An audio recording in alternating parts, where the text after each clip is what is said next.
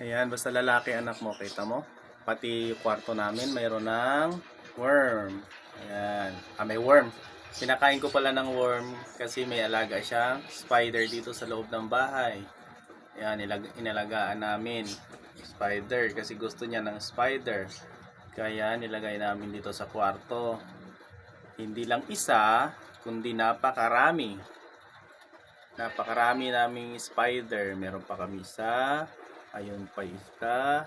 Ayun pa. Meron pa sa likod. Andito din meron. Ito! Ayun pa isa. Huh? Ayun. It's going down?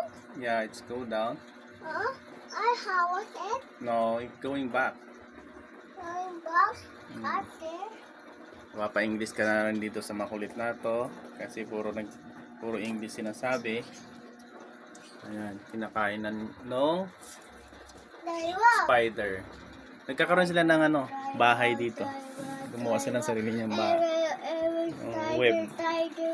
Ayan pa, oh, yan. Tapos, yan pa.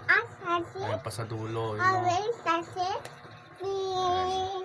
Binigyan ko na lang super worm kasi wala naman dito nakakapasok na insekto. Meron nakapasok dito, konti lang, pero hindi talaga tulad sa labas. Kailangan lagyan mo lang. Since na meron din ako mga alagang super worm.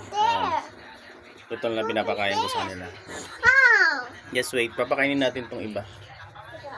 Which one papakainin natin? Ito? Ito. Ito. Pakainin natin. Wait lang.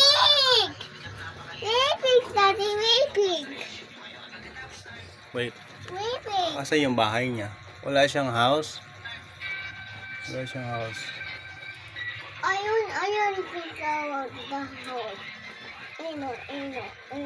Wala pa itong bahay ito. Hindi natin mapapaligid yung kanyang pagkain. Wait lang. Titingnan ko maigi.